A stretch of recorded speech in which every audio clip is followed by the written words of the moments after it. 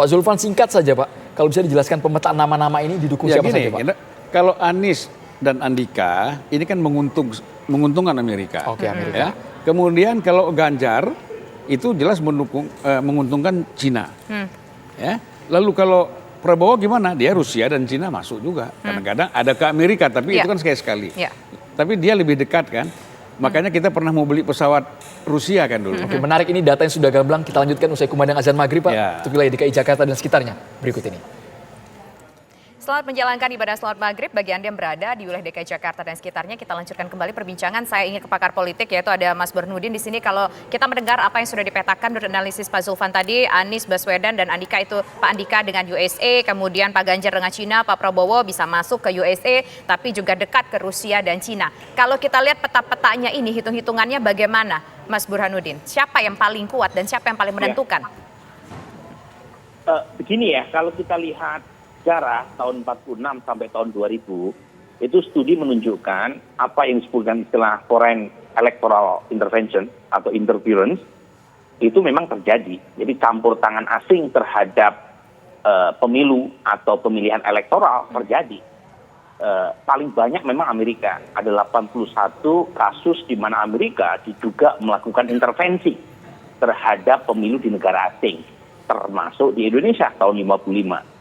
Kemudian yang kedua itu Rusia atau Uni Soviet. Selama 46, tahun 1946 sampai tahun 2000, itu setidaknya 36 kali Rusia melakukan intervensi. Termasuk intervensi Rusia terhadap pemilu di Amerika pada saat Donald Trump terpilih.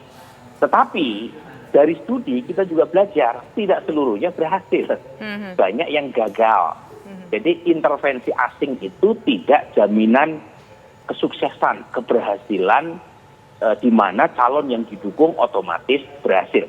Contohnya, tahun 55 ketika Amerika banyak melakukan aksi sepihak untuk mempengaruhi proses pemilihan pertama di Indonesia, saat itu Amerika Serikat diduga memberikan dukungan besar terhadap Masyumi.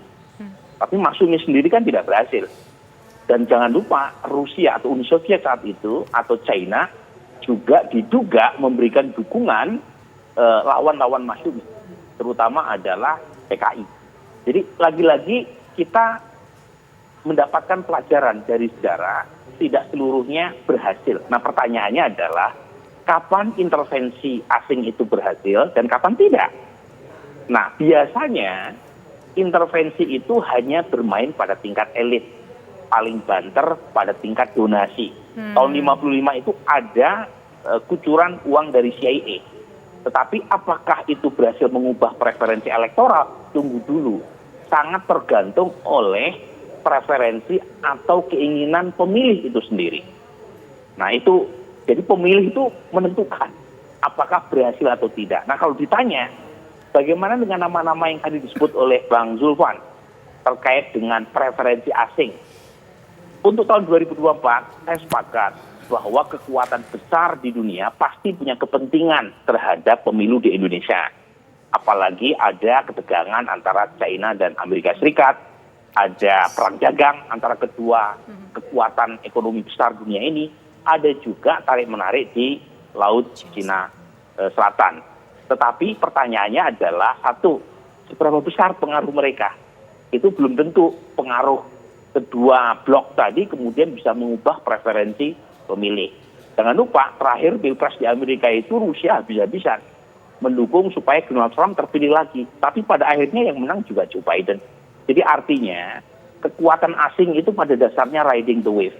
Dia hanya memanfaatkan gelombang di tengah masa di negara masing-masing, tetapi memang mereka punya preferensi kepada calon tertentu karena dianggap lebih menguntungkan kepentingan nasional masing-masing negara. Nah kalau ditanya tadi bagaimana dengan Anies, bagaimana dengan Ganjar, ya bisa jadi apa yang disampaikan oleh Bang Zulfan benar. Bagaimanapun Anies Baswedan lama sekolah di Amerika Serikat, bahkan pernah AFS sewaktu masih SMA. Tetapi kita tidak tahu seberapa besar misalnya pengaruh tersebut punya efek elektoral. Termasuk juga kalau dikait-kaitkan posisi Mas Ganjar yang dianggap mungkin lebih menguntungkan China atau Rusia meskipun faktanya bisa kita persoalkan, tetapi setidaknya analisis semacam itu sah-sah saja. Bagian dari satu proses diskusi untuk menunjukkan dan sekaligus meminta mereka untuk menunjukkan proposal kebijakan macam apa. Kalau mereka terpilih dalam soal misalnya China Selatan, kemudian dalam soal perang dagang, kita pengen tahu sebenarnya. Dari situ kita bisa analisis apa betul masing-masing capres tadi punya preferensi kepada satu kekuatan tertentu atau tidak. Nah, kalau ditanya kepada saya, dugaan saya gitu ya, mereka akan bersifat pragmatis, para calon ini. Pragmatis dalam pengertian dukungan dari siapapun mereka akan terima sepanjang akan memuluskan jalan menuju 2024. Bang Zulfan, komentarnya, intervensi asing itu tidak akan menentukan preferensi pemilih di tanah air.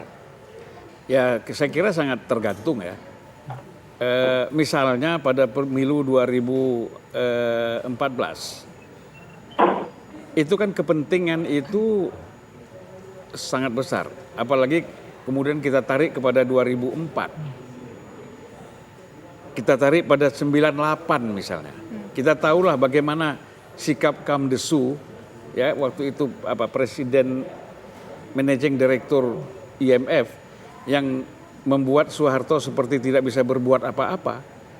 Ya toh? Nah, kemudian sehingga militer pun tentara kita tidak juga bisa berbuat apa-apa. Ini pasti sudah ada komunikasi dengan pihak luar. Karena begini, Amerika ini melihat, Soeharto udah terlalu lama nih gua bantu. Tapi ini sudah terlalu tua nih pemerintah. Ya kan? Kalau seandainya tidak segera diselesaikan, maka akan kekuatan lain yang tidak perlu Amerika yang ambil. Kan gitu. Oleh karena itu abortus dulu. Begitu juga kasus Saddam Hussein. Kasus Saddam Hussein di Irak misalnya, kalau kita ambil bicara Irak, itu kan Amerika ini sudah tahu. Kalau Saddam Hussein itu didiamkan, dia jatuh sebagai pemerintah kepala negara otoriter, maka yang berkuasa di sana mutlak Syiah. Mutlak. Nah, Amerika sudah tahu. Jadi daripada nanti Saddam turun, Syiah yang berkuasa, maka kita gulingkan dulu si Saddam ini supaya Syiah tidak bisa berkuasa. Tapi tadi disampaikan oleh Mas Burhanuddin tadi bahwa sebetulnya ya dukungan mereka paling mentok donasi, uang Mbak Arti. Tetapi kan ini balik lagi kepada pemilihnya. Enggak juga, saya kira bukan uang juga. Masa CIA bicara main uang? Itu uang salah satu. Tetapi mungkin tidak langsung. Ya kan? Tidak langsung lah orang Amerika bagi-bagi uang ke konstituen politik kita. Kalau boleh tahu apa sih yang didengar pada masa dulu yang akan diberi bantuannya oleh mereka yang mengintervensi, katakanlah itu Amerika Serikat ataupun mungkin negara-negara kuat lainnya. Kalau memang tadi dibantah bukan hanya donasi tapi yang lain, apa bantuannya yang bisa sehingga membuat capresnya maju menjadi menang? Nanti dijawab lohnya. Usaha jeda berikut pemirsa, kami kembali sesaat lagi.